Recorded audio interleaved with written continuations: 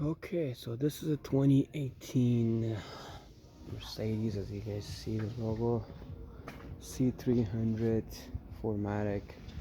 What we're doing right now is the rear brake pads. You can see the brake pads are almost done. Nothing left on this one,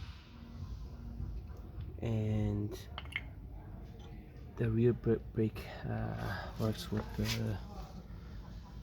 power electronic brake system in the back.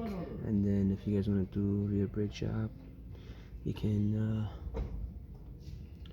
just unplug this if you don't have a scanner, which I'm using a scanner. It's easier for me, but if you guys want to do it, unplug this. There's two wire, then you have to plug the positive on the right side, the red one negative, which is black wire on the left side.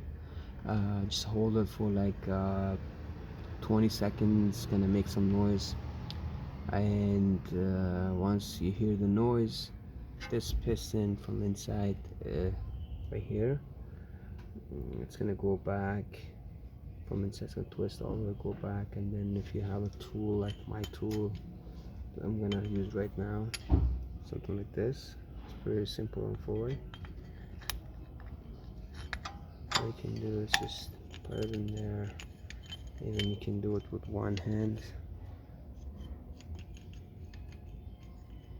Let's see, there's not much of work. You guys don't have to pay $500-600 to the dealers, or $1,000-2,000 for a brake job, for 4 brake jobs. So as you guys see, I'm tightening this. The piston's going back, just with the pressure here. Just make it a little more clear for you guys. That's it. If you guys see this rubber is bubbling, just put a tiny screwdriver around here, just lift up a little, so make sure the air comes out. And again, slowly, don't put too much pressure, go till it reaches to the end. Okay, so I just had to go fast forward, and then we got to the end. I can't tie it anymore, so I'm gonna lose my tool, and I'm gonna take it out now. If it's possible, just clean the surface up and down, so make sure your brake pad is moving good. I'll clean it and then come back again. So as you guys see, I put everything back now. It's a brand new brake pad, but the rotor looks okay for now. Before like 20 to 40,000 kilometers, the customer wanted to use the same rotor again. And the brake pad, we had to put some lubricant here, clean it for both sliders. We did it.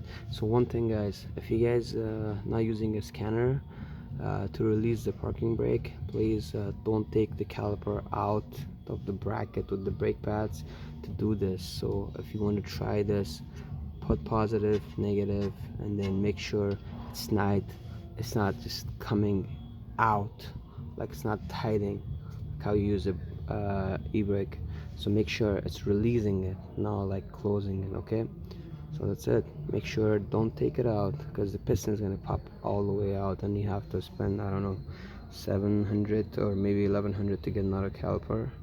Original one, and aftermarket is like about 400 bucks. Okay, now almost everything is done there. I already had, by the way, because I'm using an auto scanner, and it is an MS906. It's pretty good for a brake job, programming, like basic stuff. So we open the ignition again, make sure everything comes up. See, second position, not the car running. The engine's not running, guys. Okay, so it says here pretty much we did move to the assembly position, F1, and now everything is done. We have to deactivate the assembly position, which is oh shit, I shouldn't have done that. It's okay, no problem. Sorry for my language, so you have to. I'm actually trying to. Oh, ew. Was it wrong? Yes. Release the parking brake. Blah, blah, blah. Not this one. Move to the samurai position. Move to the deactivate the.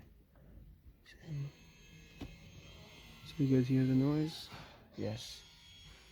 So the braking is getting back to normal, and we continue. Complete.